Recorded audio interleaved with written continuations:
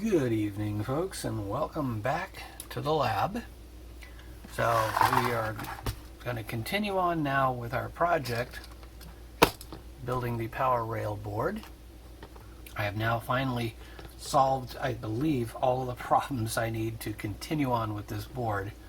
Unfortunately, it's one of those things where sometimes one thing goes wrong and then that leads to another thing going wrong, or in this case, a piece of test equipment that I was going to use to diagnose one problem, that piece of equipment wasn't working right, so I had to get that fixed.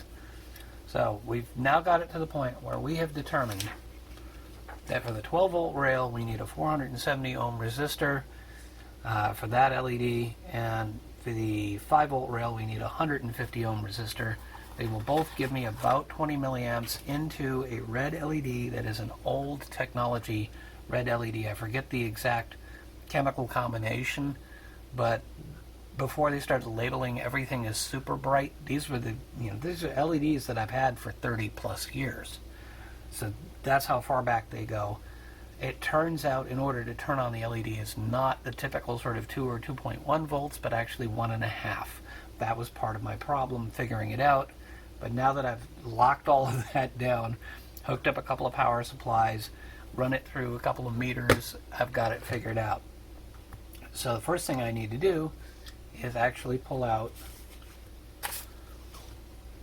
I got my resistors, I've got my numbers which help me look up the resistor I need. First one I need is a 470 ohm, and for that I'm going to need my glasses. We're going to look in the 47 section. Basically anything starting with 47 is in this particular bin.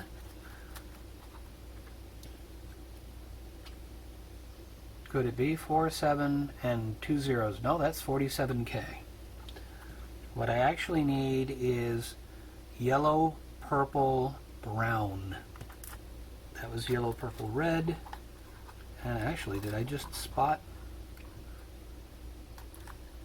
yellow, purple, black?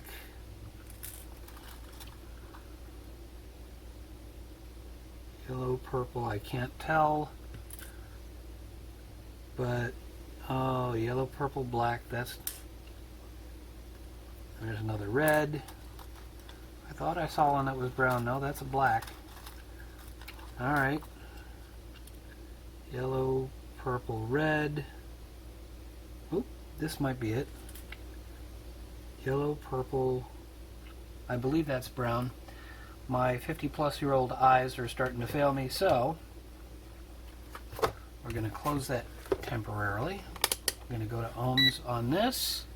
I'm going to find the leads, extricate them from everything else I've got on the workbench right now, which you may not see all of it. I swear, the whole point of this whole setup process is to be able to clear off the workbench and just be able to do projects without having a million things lying around. So let's see what we've got.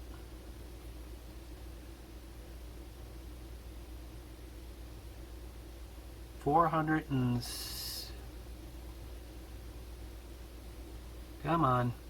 I need to get a good solid connection to these. That should be it right there. 0.464 kilo ohms. Yeah, the auto ranging on this thing is a bit of a problem, but that is a 470 ohm resistor. That takes care of one of them. Now, if I'm being somewhat neat about it, put all the loose ones back in before I end up with a million resistors all over my workbench. And that last loose one, and then we put the ones that are still in the bandoliers. Get those back in. Those are what I'm going to use last after I go through all the loose ones if I can. Next I need a 150, and that's here, 150. It's the second to last up on the top here. Pull the bandoliers out. Plenty of half-watt resistors here. I'm hoping I'm not dropping these into the next one. Let's see if I can find. So I'm going to be looking for brown, green, brown. And that appears to be red. I have a nice, really old one here. These are cool. This is when you could actually read the bands on resistors. That's the right size, but it's going to be harder to use in this particular application. Brown, green, red. Brown, green, red. I suspect most of these half waters are brown, green, red. Yeah, there we go. In amongst them, brown, green, brown. Just what I need, 150.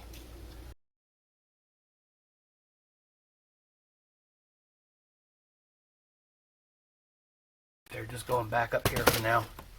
I haven't finished setting everything up, but while I was putting everything away, I did find another one.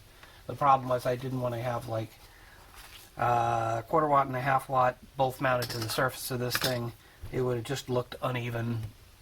It's not super critical, but I just prefer to keep it looking a little bit more consistent. So we are now set to go on that. The fun part is going to be figuring out how. Okay, that'll work. I need to put one resistor in here going up to 5 volts and another one going up to 12 volts. Kind of like, I hadn't thought this one through yet. Alright, well, ultimately, I think what I'm going to do here, let's see if we can get the right one. I need the 470 is for, what did I do with, oh, yeah, it's right here. 470 is for the 12 volt. And I am holding the 470. So what I want to do, I want to get up to this rail.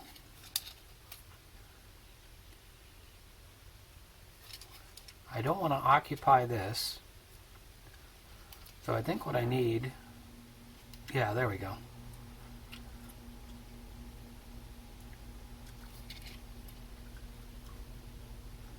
I think I can do that. I can go on the back of the board here for the 12 volt. I can stretch this over and around the 5 volt.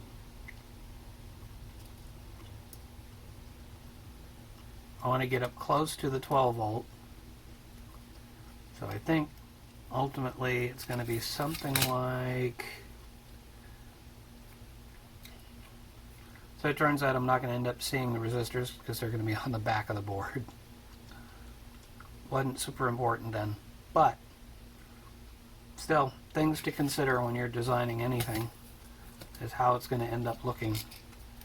So I can connect in. Oh, I see a potential problem.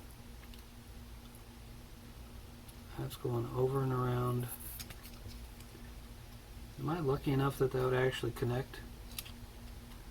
And I got these circuit traces on the back, and I'm trying to figure out if I connect in, like if I connect in right here, I can see a circuit trace running around and coming up, and I think it's actually joining into here. So, literally, let me see if I get a good pointer here. Literally right here is where I'm talking about connecting, and there's a trace that runs down and up like that. So I'm going to use my meter with continuity to figure out if those are connected. If they are, I can tap into the ground rail right there, which is what I need to power the LED. So there's that. Yeah, they're connected. I didn't cut that trace. I'm lucky. Alright. Oops. There's my 470. One of the old ones that I was messing with before got loose on me here. Or did it? Oops, I didn't put one back. That's not the end of the world. Alright. Resistor goes in here. And we can stretch it all the way up to here.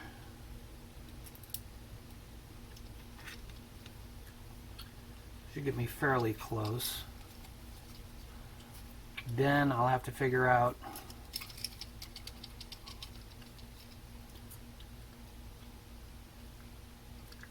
how to run my LED.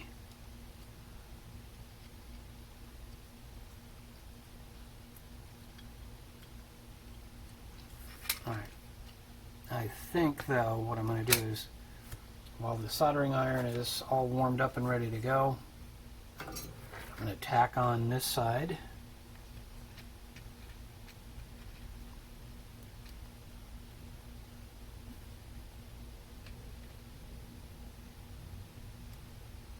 Wow, solder doesn't want to collect around that.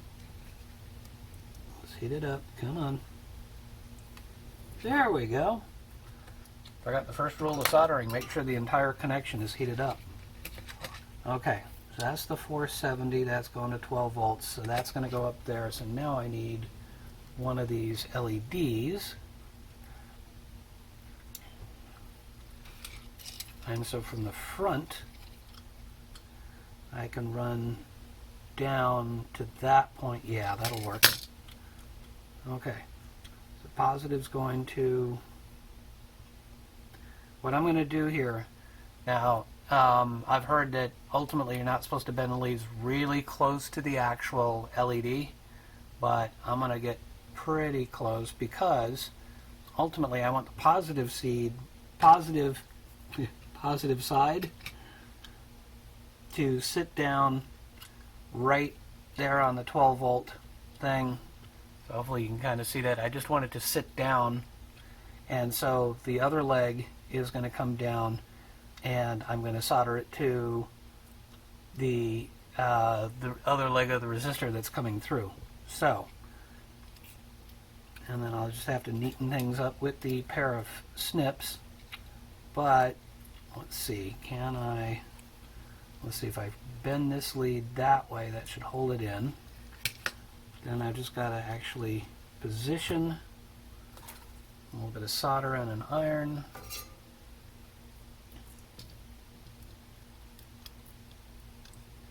And hopefully not burn out the LED after all of this.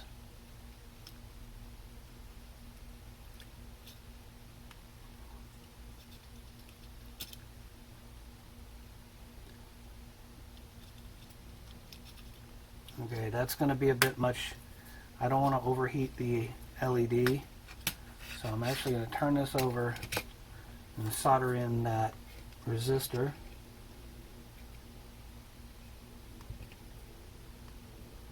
A bit of a problem with heat here. It's an old soldering iron. It does a pretty good job of heating things up, but sometimes it's the circuit board itself. I could have actually scuffed up the pads on the back there because this has been sitting around for 30 years. So we've given the LED a little bit of a rest. Let's see if we can't bring it over and connect it. Oh, too much solder on the iron. That's part of the problem. Yes, I have a cleaning pad I'm not using right now. Okay.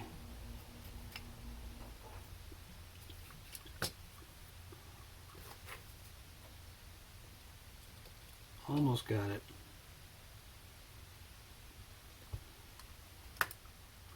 Lots of flux on the board right now.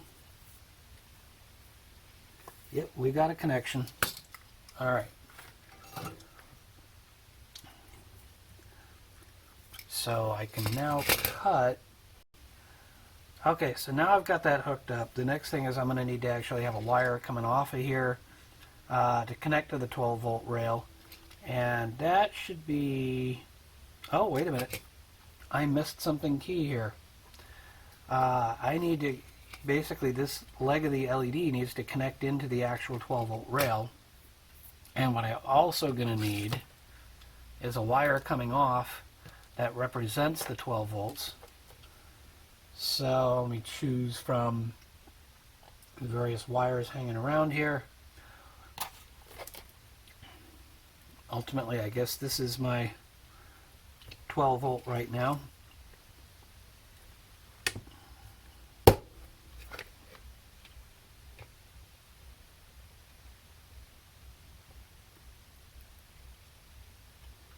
Here we go. Now we've got a 12 volt connection, but we also need, that's what I can do. Alright, so I'm going to rotate this leg of the LED around that connects into that. Just fold it back on itself, that should work. Add a little more solder to that connection.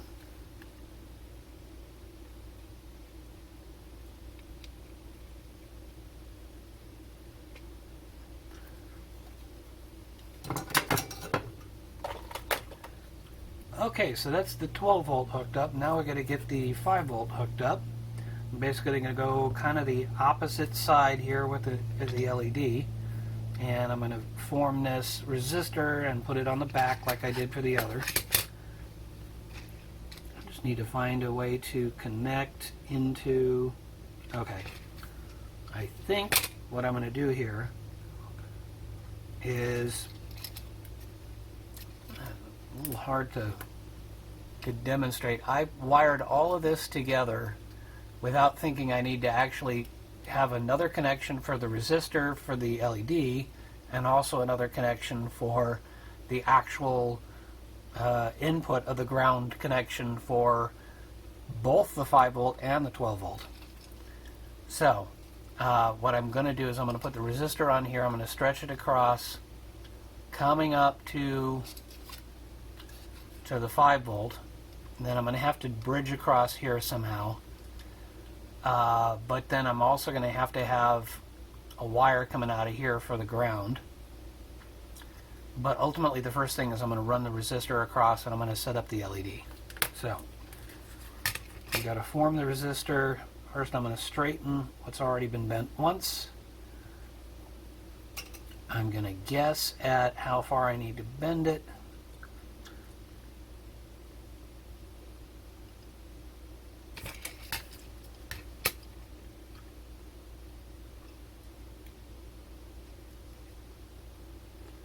I actually don't want to connect directly into the 5 volt because I need to get the, yeah.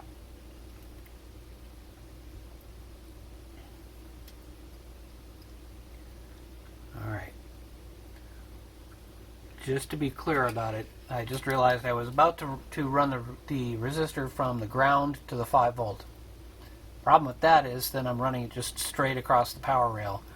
The whole point of the resistor is for an LED. So I'm going to stick it through here and through there. We'll connect in the LED at this point. Then I've got another connection and I can bridge across both of these to connect it all together at ground. So that's that. Get the LED. Well, let's go ahead and tack this in first. In case anybody's wondering, I'm using this because I found some old solder, so I might as well use it up. You can still buy solder in this form. Solder is actually getting kind of expensive. And if you buy the really cheap stuff, you may get what you pay for. May not be very good quality. I just happen to, because I've been playing around for so long, I happen to have some leftover solder. Now I gotta find that little LED. There it is. And so this is going to go in. So again, the long positive lead is going to sit down, which means I'm going to bend the negative lead out.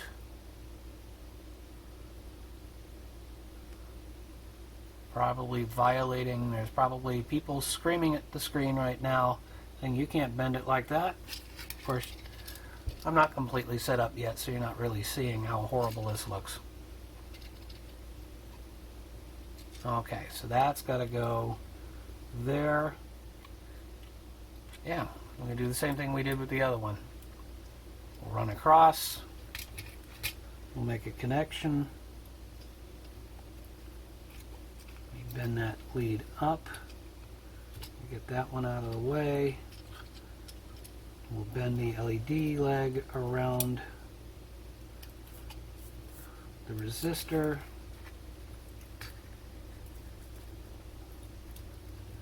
My meaty fingers are getting in the way again.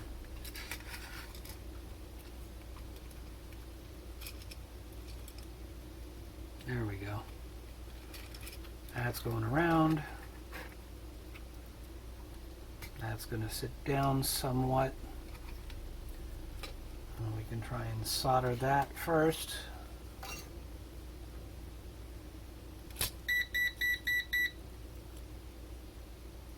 That would be the meter complaining that I forgot and left it on.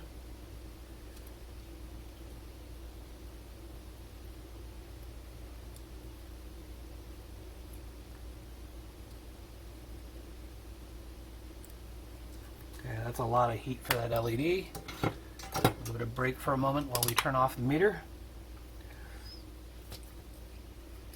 Oh, if you could smell it. Okay. Oh, we're getting there, folks. All right, it's had a little bit of a break. Too much solder on the iron.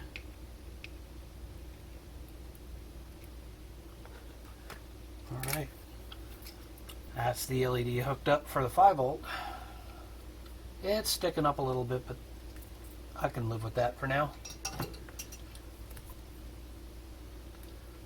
Alright, the next thing, let's get the ground. So if I do this right, I should be able to test it out pretty quickly. So there's that LED. There's a hole. There we go. Alright, let's see if we can't get that soldered on.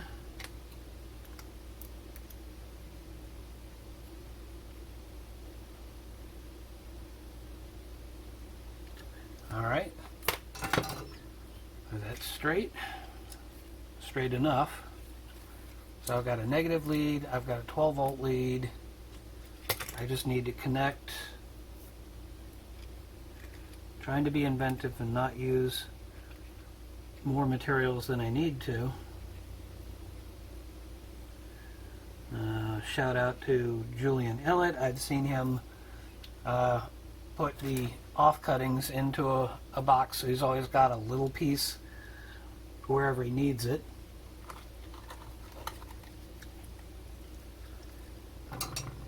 Things I've learned from other people on YouTube, and now I'm trying to do my version. Oops, solder. My roll of solder is stuck. There we go. That's going to be hot. Let's see if we can get that on here.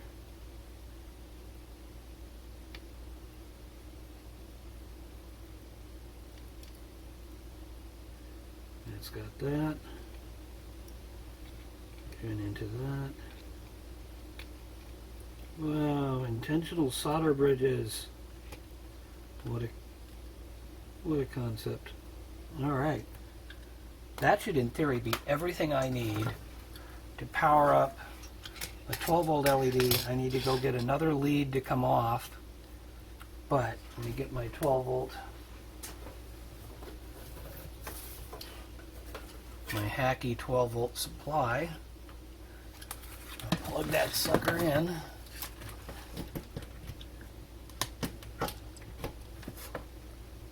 Oops, don't bridge the two together. If I have done this correctly, famous last words, there's positive. If I've done it correctly, when I make this connection, the 12-volt light will turn on and nothing will go bang. What do you know? I actually did something right.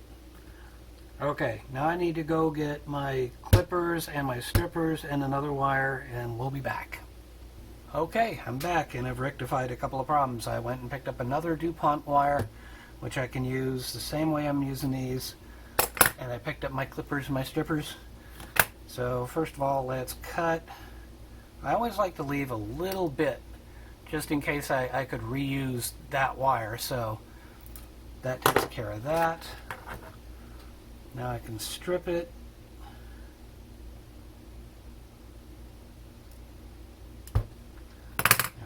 on that.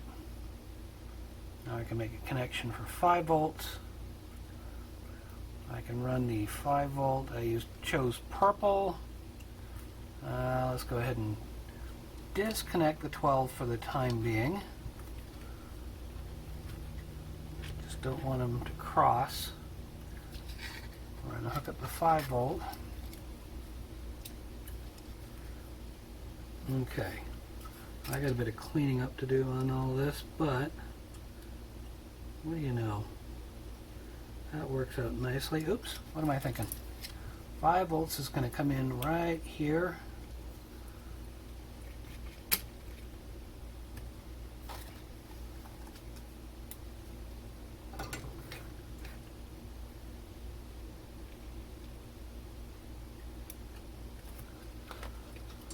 All right. It's got that. Now what I need is my hookup wire. Huh. Alright, let's do some cleaning up. Maybe I can use some of these wires here. Just the stuff that's sticking up that doesn't need to be sticking up.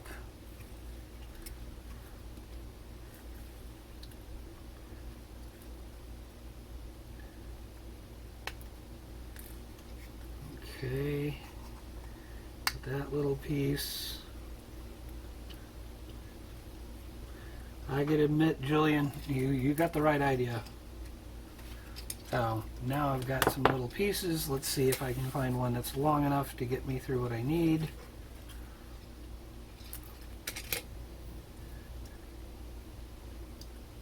That could actually work.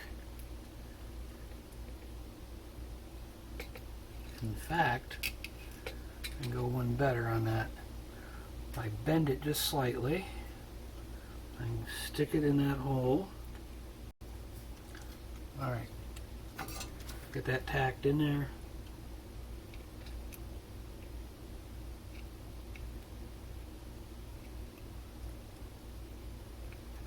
And then bridged onto this.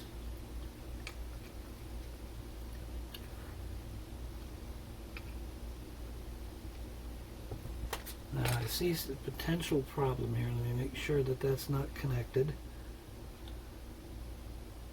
Oh, that would have been fine anyway. Okay, let's be absolutely sure about things here. We're going to make sure there's no continuity between 5 volt and ground, 12 volt and ground. We're also going to make sure that what I just did is actually connected.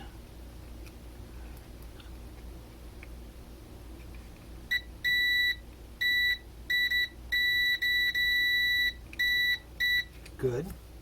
Now we don't want to hear it beeping when I do this. That's good. And that's good. And that's good. So I think I can try the 5 volt now. Let's disconnect my 12.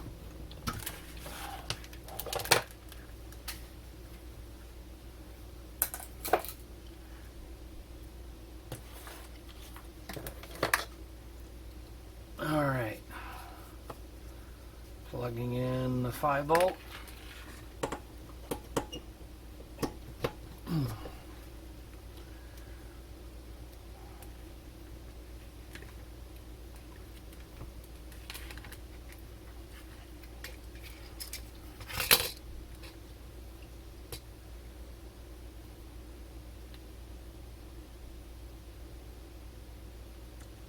Okay, if I've done this right, then the 5 volt LED should come on.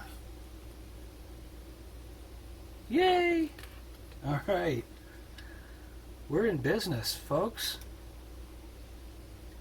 That pretty much takes care of this project. I'm going to go ahead and mount it, and then I'm going to have one more little thing. So once I get it mounted, I'm going to come back and show you the first thing I'm going to hook up to these power rails. So that has taken a long time, but that is it for this particular project. I feel like I've accomplished something, and with that, I hope you've learned something.